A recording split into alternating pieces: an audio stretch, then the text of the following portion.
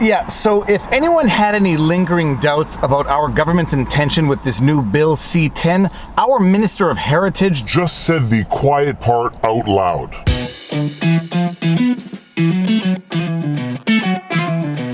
Viva Frei, Montreal litigator turned YouTuber, and this is Winnie the Westie, who has missed his afternoon nap, but we're going to do the vlog anyhow. There has been a lot of talk, at least in Canada, about this new Bill C-10, which is an act to amend the Broadcasting Act. I recently did a vlog breaking it down, very much an overview of what is at stake here, and there were some lingering questions as to what is the government's true intention with this law. Well, if there were any lingering doubt, our Minister of Heritage, Steven Guilbeault, just eliminated any doubt. But before we can get into what I think might have been an accidental moment of honesty, we need to back this all the way up to the beginning with the Broadcasting Act itself. Canada's Broadcasting Act is a 1991 law that regulates radio and television. The Broadcasting Act outlines broadcasting policy of Canada, defines the role of the Canadian Radio, Television and Telecommunications Commission, CRTC, as the broadcasting regulator, and sets out the mandate of CBC Radio Canada. The stated goal of the Broadcasting Act is to maintain Canada's cultural fabric, thereby strengthening its economy, political and social structures by supporting the country's creative industries and ensuring the availability and accessibility of Canadian music and stories, among other things. Thereby strengthening its economic, political, and social structures. Oh yes, the Broadcasting Act is definitely going to strengthen Canada's political structure, especially if Bill C-10 goes through. On 3 November 2020, Heritage Minister Steven Guilbeault introduced legislation, Bill C-10, that would update the Act to include online broadcasting services. The bill is part of the federal government's tripartite response to issues presented by online platforms like social media. Now, before we go any further, yes, Canada has a heritage minister, and we need to explore that. And yes, that heritage minister is Steven Guilbeault, and we need to explore him. Minister of Canadian Heritage. The Minister of Canadian Heritage, French Ministre du Patrimoine Canadien, is the Minister of the Crown who heads Canadian Heritage, the department of the government of Canada, responsible for culture, media, sports, and the arts. And who is that minister? That minister is Steven Guilbeault. Sorry, that clip came up a little too soon. Steven Guilbeault, who is he? Steven Guilbeault, PC MP, born June 9, 1970, is a Canadian politician who served as Minister of Canadian Heritage since November 2019. A member of the Liberal Party, Guilbeault has sat as a Member of Parliament, MP, since the 2019 federal election, representing the Montreal riding of Laurier-Sainte-Marie in the House of Commons. A founding member of Équiterre, a Quebec environmental organization, he was also director and campaign manager of the Greenpeace Quebec chapter for 10 years. Guilbeault stepped down as Senior Director and spokesperson for Équiterre in November 2018, and in July 2019 was nominated as a federal Liberal candidate in the 2019 election. And it was his involvement in Greenpeace that led to him getting arrested when he tried to scale the CN Tower. In 1997, Guilbeault joined Greenpeace Canada. He was put in charge of its climate change division, and he managed the climate and energy campaign before being the organization's Quebec bureau chief in 2000. In 2005, he coordinated the climate campaign for Greenpeace International. On 4 occasions, Guilbeault made headlines for Greenpeace, such as when he scaled Toronto's CN Tower in 2001, accompanied by British militant Chris Holden. At the time, the tower was the tallest in the world. After ascending to a height of 340 meters, they unfurled a banner that read, quote, "Canada and Bush climate killers," end quote. Guilbeault and Holden were arrested and charged with mischief for the stunt. The goal was to grab the world's attention a week before the UN's 6th conference on climate change, where the fate of the Kyoto Protocol would be decided. So that is Steven Guilbeault. That is Canada's Minister of Heritage. A lot of you probably know more about Canadian politics than you did a minute ago, and a lot of you probably know more about Canadian politics than you ever wanted to know. Now let's get into the CRTC and the Broadcasting Act and what powers the Broadcasting Act confers onto the CRTC. The role of the CRTC. As part of our mandate at the CRTC, we are dedicated to achieving the policy objectives outlined in the Broadcasting Act. We ensure that Canada's broadcasting system provides content that meets the needs and interests of Canadians by engaging in public processes that generate policies, supporting public affairs programming through CPAC. CPAC is the cable public affairs channel, ensuring access to high-quality local news, encouraging linguistic duality, supporting Indigenous peoples, supporting Canadian talent, supporting gender equality, licensing the CBC BBC. These are the powers and the mandate of the CRTC under the Broadcasting Act, and traditionally, at least up until the proposed Bill C-10, this only applied to radio and television programming. In comes Bill C-10, and now the discussion is that the CRTC and the Broadcasting Act is going to apply to the digital world, to online stuff. And immediately people were very nervous that if this were to apply online, this would also apply to user-generated content online, and the government knew of this concern. The government specifically knew of this concern, and in the original drafts of Bill C-10 included a specific exclusion. That is to say that they specified in the draft bill that it would not apply to user-generated content. And it seems that the sprinklers behind me have gone off, adding a wonderful, gentle, hissing noise. Such are the risks of working out of your car. What does Guilbeault have to say about Canadian government and the internet? I'm going to read you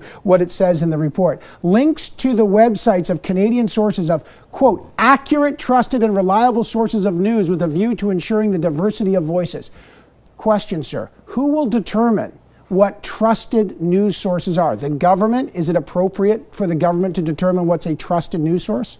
I've heard some people say that, oh my God, the government is going to decide what we see on the web. Hold on a second. Canada is not about to take over the World Wide Web. That's not what we're talking about here, not at all. Canada is not about to take over the World Wide Web. That's not at all what we're talking about. Spoiler alert, that is exactly what they are talking about. That is exactly what the government wants to do, and that is exactly what they're trying to do through this Bill C-10. What does Guilbeault say about Bill C-10? The bill is about ensuring that these platforms that act like broadcasters pay their fair share when it comes to Canadian culture. So it's about spending obligations, spending requirements. It's not about content moderation. So I'm going to flip the question for a moment here, Minister, because it was important enough to put that exclusion there in the first place. Now it's gone. Why was it important in the first place to put it there? We're not interested. I mean, it's not what the bill is about. I mean, I hear you saying you're not interested, but there literally was an exclusion that was put in the original iteration of that bill, the thing that was reviewed, and then it got to committee, and bingo, bango, bongo, the exclusion is gone. So why was it important to put it there in the first place, such that now the committee has removed it? Well, I mean, the committee decides what they want. The bill, first of all, the committee hasn't even finished doing its work in terms of the amendments. So we don't have a full picture of what the bill will look like when it comes back to the House of Commons for third reading. Would you like to see the exclusion back in there? It's not necessary. I mean, so if it's not necessary, why was it there in the first place? Well, we've worked on this for many months. We came up with what we thought would be the best possible bill, but bill can always be perfected. They will be amended. And it's not the purpose of the bill. So it's not required to be there because, I mean, this idea that the CRTC would start doing content moderation has no basis in reality. In its 40 years of existence, it has never done that. It doesn't have the power to do that. Bill C-10 doesn't grant the CRTC the power to do that. So this whole conversation makes no sense. But a former CRTC chair, Peter Menzies, has said, I'll quote here, granting a government agency authority over legal user-generated content doesn't just infringe on free expression, it constitutes a full-blown assault on it. That is from a former CRTC chair. In one interview, Guilbeault says the government is not trying to take over the internet. Spoiler alert, they are. In another interview, Guilbeault has a great deal of difficulty explaining why the exclusion of user-generated content was removed from the draft bill, while also attempting to say that it is not the goal of the government to moderate user-generated content. Spoiler alert. It is. And after saying all of this, that the government is not trying to control the internet, that the CRTC does not want to get into the business of content moderation, Steven Guilbeault goes on to admit this. This is the fundamental debate. I feel like we're driving past each other here. If the CRTC can put that, you're regulating it. You have, as I said, individuals are exempt from this law, or will be once it's adopted. And what we want to do, this law should apply to people who are broadcasters or who act like broadcasters. So if you have YouTube channels with millions of viewers and you're deriving revenues from that, then at some point the CRTC will be asked to put a threshold. But we're talking about broadcasters here. We're not talking about everyday citizens posting stuff on their YouTube channel. It has to have a material. I mean, the criteria here, I think you're looking for it. It has to have a material impact on the Canadian economy. That's what we will ask the CRTC to look for. At last, a moment of truth, and to use a meme I haven't used in a while. And the truth shall set you free! Despite all of his prior claims that the government does not want to control the internet, that the CRTC is not going to be in the business of regulating user-generated content, he goes on to admit that yes, effectively the CRTC is going to be empowered to regulate user-generated content, but not just anybody's user-generated content. Only the big people with influence. Only the individual users on the internet who have managed to amass a following of millions of followers and who actually can move the needle, and some have the sneaking suspicion that Steven Guilbeault is specifically targeting the likes of Rebel Media, True North, and other, dare I say, rebellious news networks who do not toe the line as much as CBC does. But the absolute bottom line, despite all of his denials, the specific reason for which the Liberal government removed the exclusion of user-generated content from the draft of Bill C-10 is because they want to regulate user-generated content. Except they're not concerned with the user-generated content of the lonely ants. They are concerned with the user-generated content of the lions who have a following. And why? Well, obviously because nothing poses a bigger risk to the government than a lion with a following. So in short, the government is trying to control the internet. They are trying to control user-generated content, and Steven Guilbeault just admitted as much. Bill C-10 is nothing short of political censorship disguised as protecting the Canadian heritage. Although it might seem to some that under the Trudeau government, political censorship is the new Canadian heritage. So that is the Vlawg. Bill C-10 is to be vigorously opposed. It is a terrible idea. It is obvious political censorship, and it is obviously going only after the people who actually carry influence. And with that said, because the doggy is still in the car, if you like my videos, you like my content, please be sure to like, share, subscribe, hit the notification bell, and drop a comment in the comment section below because it feeds the algorithm.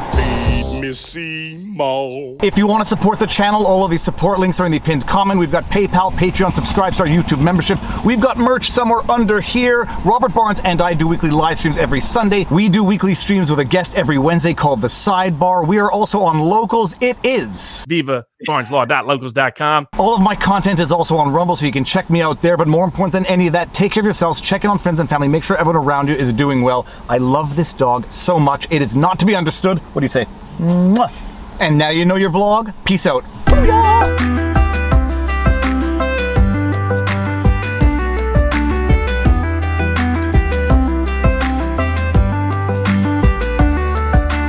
So if you have YouTube channels with millions of viewers and you're deriving revenues from that, then at some point the CRTC will be asked to put a threshold. This idea that the CRTC would start doing content moderation has no basis in reality. In its 40 years of existence, it has never done that. It doesn't have the power to do that. Bill C-10 doesn't grant the CRTC the power to do that. So this whole conversation makes no sense. I've heard some people say that, oh my God, the government is going to decide what we see on the web. Hold on a second. Canada is not about to take over the World Wide Web. That's not what we're talking about here, not at all.